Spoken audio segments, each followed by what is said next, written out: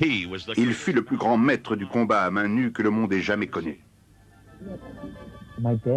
Mon père a laissé un héritage vraiment magnifique. Tous ces gens dans le monde entier qui aiment, qui admirent son œuvre et qui, de surcroît, en ont été réellement transformés. Il avait la vitesse et il avait la puissance. Tous ses sens étaient en éveil.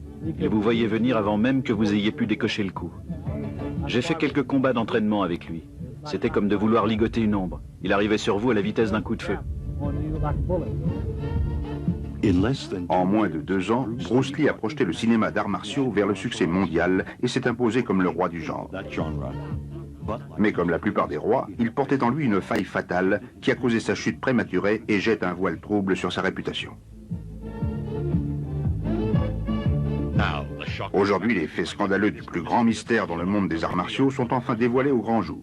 Comment ce tueur par excellence a-t-il pu mourir si soudainement? Une machination? Un meurtre?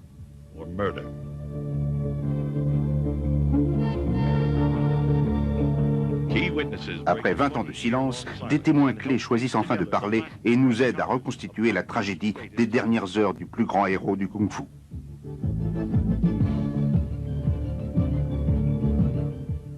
Plongeons dans les coulisses et explorons la vie incroyable et la mort énigmatique de celui qui allait devenir le roi du film de Kung-Fu.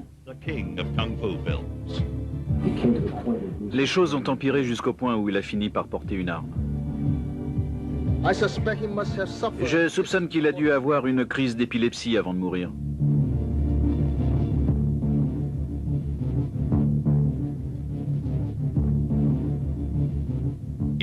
Si vous croyez avoir déjà tout vu au sujet de Bruce Lee, vous faites erreur. Une erreur mortelle. Mort accidentelle. La vie mystérieuse de Bruce Lee.